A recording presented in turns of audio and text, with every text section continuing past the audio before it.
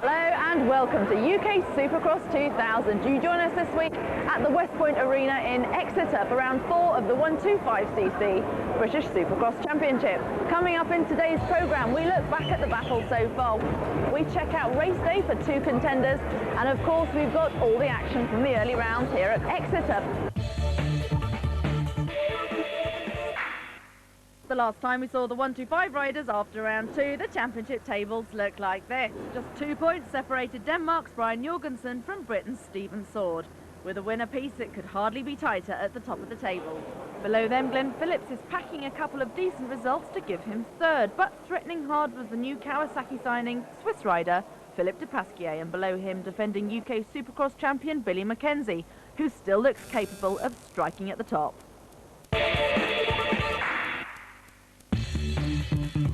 Round 3 of the 125 Championship took place in NEC, and in a thrilling final, Stephen Sword burst into the lead, but threw away a certain victory when he came to grief in the whoops, allowing Jorgensen and de Pasquier to overhaul him.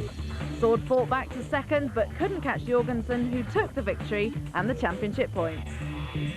So at the halfway point in the season, there's still everything to play for, and once again, a very different arena in which to play it. Paul Malin, we've had a lot of fun slipping around on this mud, but what's it going to be like for the riders? Well, I think you've hit the nail right on the head there, Amanda. The surface here is slippery. It's probably the most slippery surface that we've had in this series so far. Also, the jumps are a lot bigger, the rider's going to get a lot more airtime. The track is more physically demanding, a bigger section of whoops, so it's going to be quite an interesting night's racing.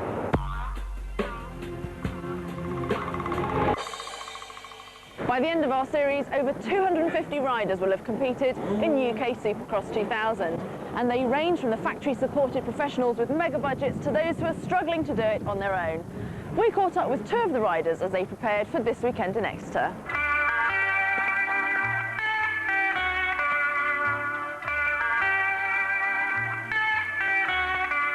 I've been riding since I was 7 and I'm now 26, so like 19 years racing, and I've rode since I was 5, and I just love the sport. The buzz that you get out of it just can't be matched by anything else.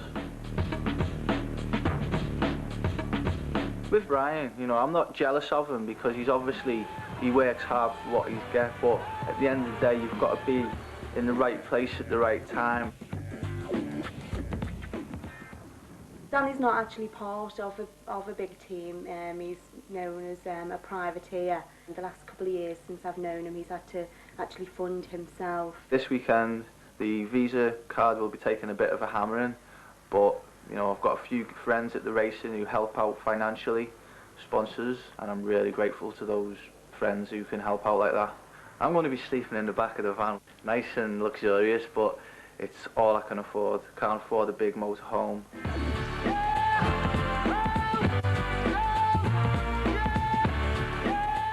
This year I've been riding standard machinery, getting 14th in the British, and I feel if I had better machinery and better backup, you know, unlimited spares budget, I could push myself and not have to worry about, you know, coming off or a seizure or something, because, you know, obviously I've got a family as well to support. I've got a friend who rides, he's, you know, a mechanic as well, but this weekend he's got to stay at work.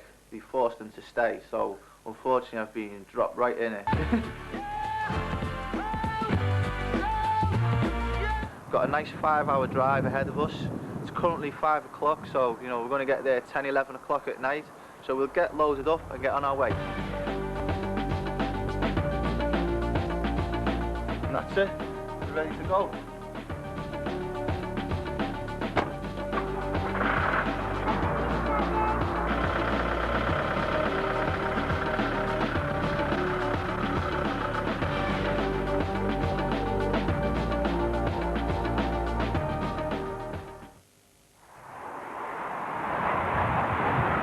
At the same time, on the same night, Team Yamaha racer Brian Jorgensen arrives in the UK from sunny Malaga in style. It's hand luggage journey for him and a comfortable hire car to take him and his girlfriend the rest of the journey.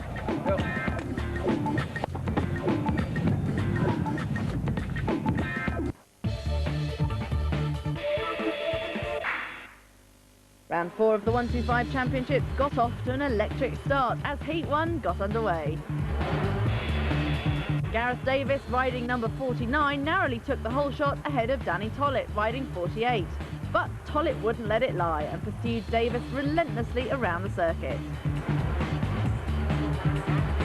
Tollett finally got his chance on the last lap when Davis blew it on the whoops, allowing Tollett to finally make his move, which he did on the very last corner of the race, to come in first ahead of Davis in second and Robert Harris in third. Heat 2 was a more straightforward affair as 1999 UK Supercross champion Billy Mackenzie emerged from the first corner scramble and pulled ahead of freestyle specialist number 5 Gary Taylor and 47 Simon Lawson. Mackenzie was never really put under pressure and dominated the race for an easy victory. Finally, Heat 3 saw an early meeting between series leader Brian Jorgensen and second place man Honda's Stephen Sword. Both riders were keen to stamp their mark on proceedings, and as the gate dropped, it was Sword who flew out of the blocks to take the cleanest whole shot of the championships. But Jorgensen was only a fraction of a second behind him, and it was clear that Sword already had a battle on his hands. Jorgensen was all over the young Scot until the Red Bull dirt jump, when he overcooked it, landing terribly and bit the Exeter earth as his bike spun wildly off the circuit. Sword couldn't believe his luck and kept his head to finish some 15 seconds ahead of second place rider Alex Rack and third Danny Smythe. Jorgensen meanwhile worked his way back through the field, avoiding the carnage along the way to finish incredibly in fourth place. So as we look at the lineup for the start of semi-final 1, it's over to Jack Bernicle in the commentary box. The first semi-final, round 4 of the 125cc UK Supercross Championship. And we bring together Stephen Sword, once again the winner in Cardiff, against the man who took 2 wins at Birmingham NEC, Brian Jorgensen. Can the 25-year-old Dane, a relatively experienced man, recovering from that awful crash in his heat, do anything about the dashing 20-year-old number 74 on the Axo Honda? And it is number 74 who comes out at the front. Stephen Sword leads ahead of Brian Jorgensen. And they are the guys who are most likely to pull away from the pack, that includes the likes of Alex Rack, Danny Smythe and Matt Gardner. At the moment, the 2 most experienced men Grand Prix racers are at the front. Behind them, we've got Danny Smythe in third place. Paul Malin alongside me. Paul, I can't really see anyone challenging these 2 guys, but have you got a 50-pence favourite here? Well, it's going to be very tough to call, Jack. The riders have been riding strong all series long, and this is now perhaps one of the most difficult circuits we've had in the series so far. We've got bigger jumps, more airtime for the riders, and we've also got a bigger whoop section, and the track is actually holding out a lot better than the other circuits that we had in Birmingham NEC and also Cardiff Indoor Arena. But you can see already the 2 riders at front, Stephen Sword, number 74, and Brian Jorgensen chasing him, number 3, on the Yamaha, already starting to pull out a gap now. So you can see how physical the track is now, and the top guys that are used to running these long races and Grand Prix are also finding this more of an advantage for them. The tougher the circuit, the more distance they're going to put between themselves and the slower guys. So backmarkers will definitely take their toll as this race goes on. Even in a semi-final, they're quickly going to get amongst guys like that, and if you get behind a wayward backmarker, that could spell trouble. Stephen Sword and Brian Jorgensen wickedly fast as they rattle across the top of those whoops. It really is sensational the way they keep the bikes skittling across the top of them like that. And at the moment, 2 back markers have inserted themselves between number 3 Brian Jorgensen and the leader, number 74 Stephen Sword. So the Axo Honda comfortably ahead of the Yamaha of Brian Jorgensen. The blue flag being waved is actually directed at back markers, so that it's telling them to get out of the way. The leader's about to lap you. But on a track as tight as this one at the West Point Arena, of course, you need to find somewhere to go, Paul. It's not always that easy for the back markers to keep out of the way. Well, that's right, but you can see Brian Jorgensen almost coming together with the back marker there. The back marker went inside, Brian Jorgensen went around the outside, so there are places to overtake, but you have to think and you have to be careful at all times. Because, of course, back markers are often involved in races of their own. They haven't any time to look over their shoulders, and if you're riding across whoops like these, you don't want to be looking over your shoulder too often. Stephen Sword, the leader, once again with a 2-man cushion between himself and Brian Jorgensen. Jorgensen, double winner in Birmingham, now has a 5-point lead in the championship. So as he flies into the last lap, Stephen Sword knows that it would be a great psychological boost if he could beat the Dane in this semi-final, I'm sure, Paul. Yeah, well, that's right. He's already won one of the heat races tonight, so it's already first blood to Stephen Sword, number 74. And if he was to win here in the second coming together in the semi-final, then there's going to be an element of doubt in Brian Jorgensen's mind going into the main event. So Stephen Sword looks likely to win the first semi-final here, number 74, and he does, ahead of Brian Jorgensen, his arch-rival for the championship. Alex Rack comes through to third place, ahead of Danny Smythe and Nathan Shelton.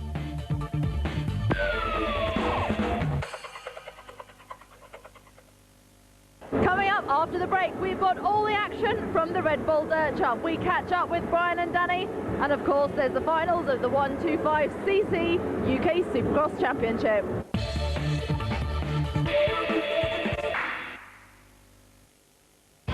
Sport on Board, sponsored by Stepstone Online Recruitment. The new 1.2i course with Easytronic gearbox is better than 2 cars put together. Piffle. Now, to test this, I'll need a small car and a big cheese. When I'm on the road, it's not really enjoyable, you know. It's usually long drives. Nothing really comfortable about it. But again, I love the sport and it's what I want to do, so I'll persevere with it.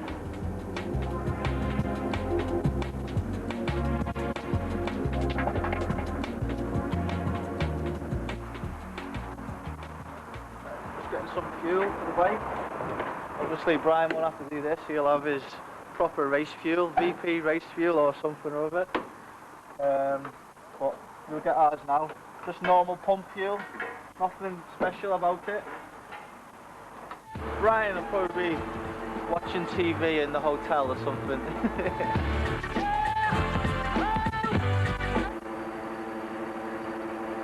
It looks like we've got race fuel, but it's not really. It's just the ELF race fuel can.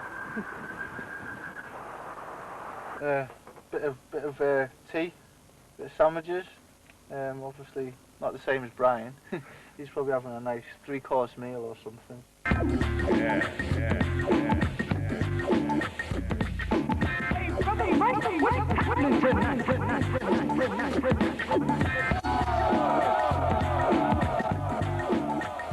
Lovely girlfriend made these.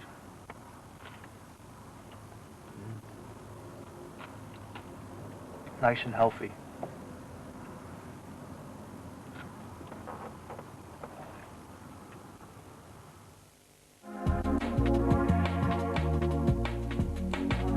Starting to get tired now, so good night's sleep, ready for racing tomorrow. Will be nice. Just missed the turn off, getting a bit tired, gone off the wrong junction.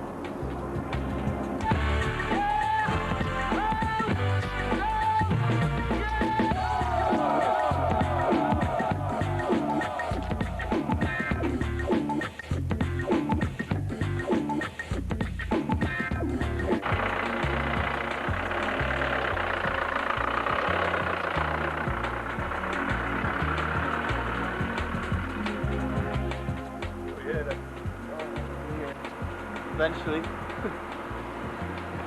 Time for bed.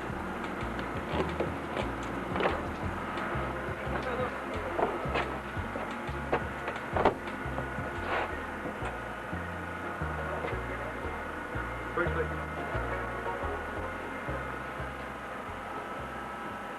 There's my bed for the night.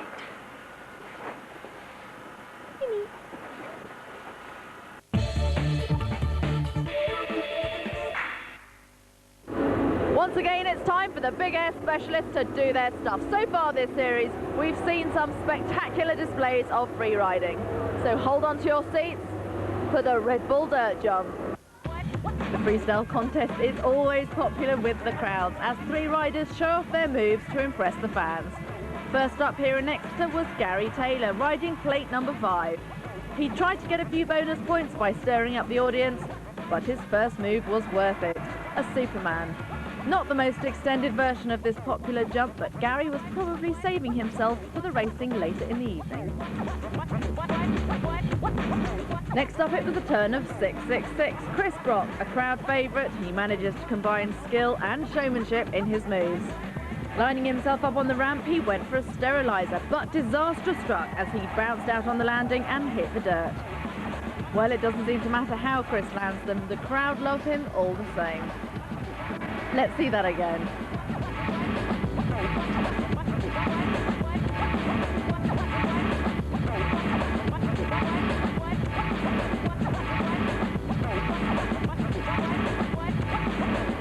deciding jump came from 111 Jamie Squibb.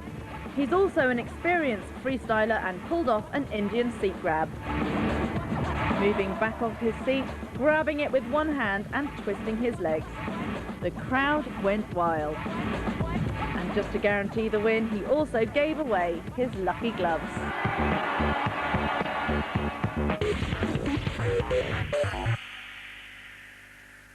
Back to the main event, and the second semi-final started with a bang as number 6 Glenn Phillips, lying third in the championship series, got sandwiched between number 20 Mark Millward and 32 Robert Harries and ended up on the floor.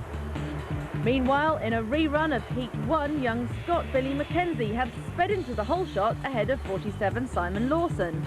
But hanging on to their coattails was the multi-talented freestyle supremo Gary Taylor, who soon took Lawson to move into second. Further woes befell Lawson when, stalling on a jump, he was hit between the shoulder blades by a following machine and forced to retire. Mackenzie, though, rode a perfect race and took the flag with time to spare to claim a prime place on the main event start gate. So there's the lineup for the main event. Once again, it's over to Jack Bernacle and Paul Malin.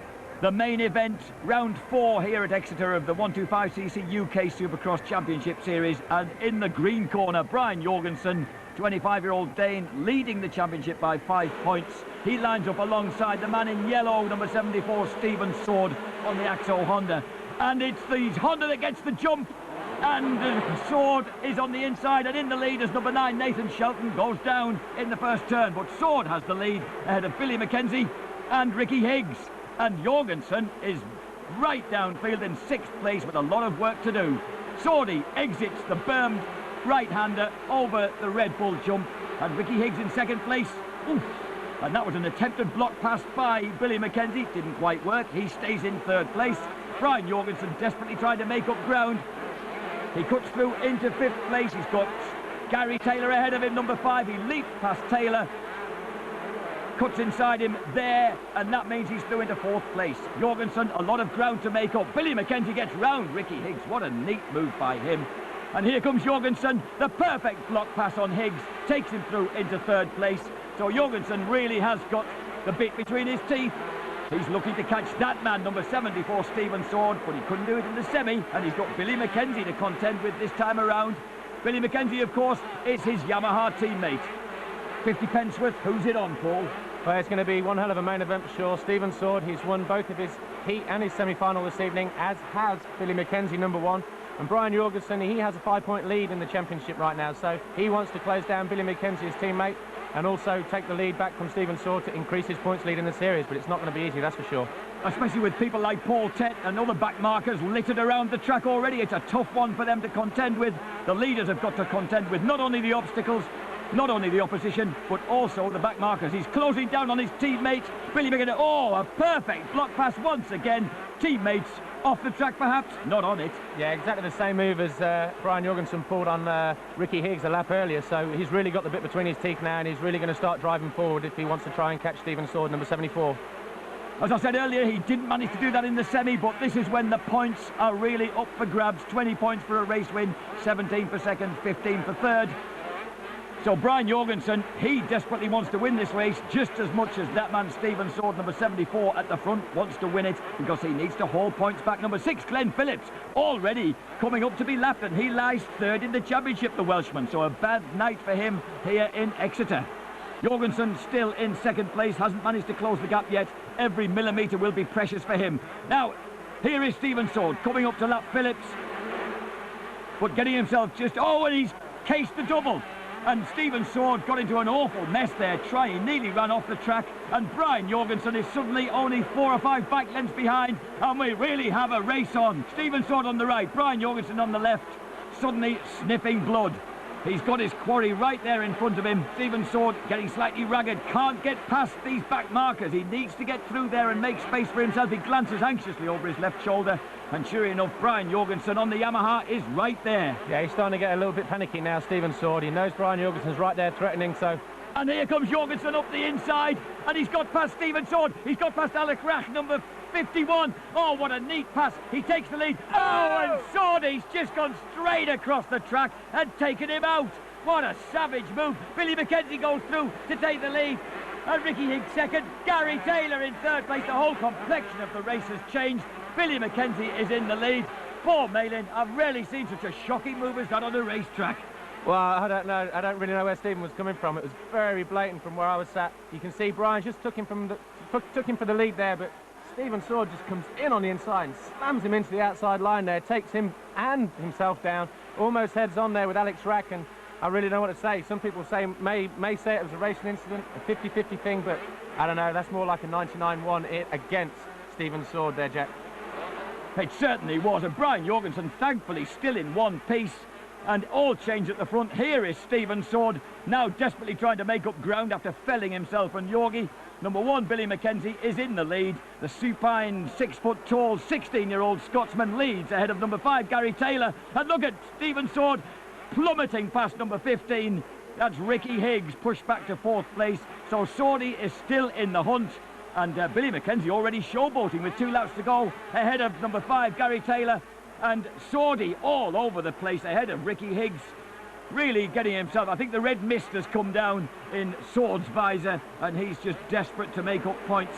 He knows he needs as many of them as he can get. He knows he's got Jorgensen behind him, and again he's using all the track and more.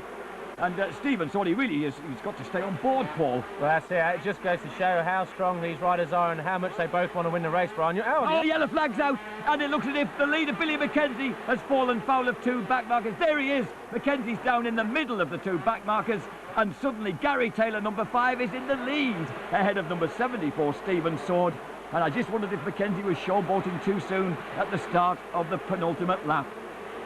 Now, Ricky Higgs in 3rd place. What a dramatic race here. And here comes the checkered flag. There goes Gary Taylor. He can't believe it. Shaking his fist in exultation. The winner is Gary Taylor, number 5, ahead of number 74, Stephen Sword, with Ricky Higgs 3rd. But what did Stephen Sword think about that pass? Brian got past me and I just went for a block pass, and, you know, it ended up worse than what it should have been. So, I mean, I'd expect him to do the same to me, but just happened like that. I think I rode a good race and I went to pass him, and I mean, I'm so disappointed the way he's riding, you know. So that victory brings Gary Taylor up into 3rd in the overall standings, but leaves Brian Jorgensen just 1 point clear at the top. But it's not over from Exeter. Join us next week for the final of the 250cc round 4. See you then.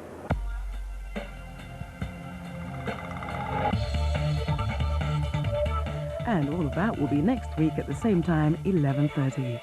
The Hard Up Worship the Cube of Fortune, Dicing with Debt, comes next on 4.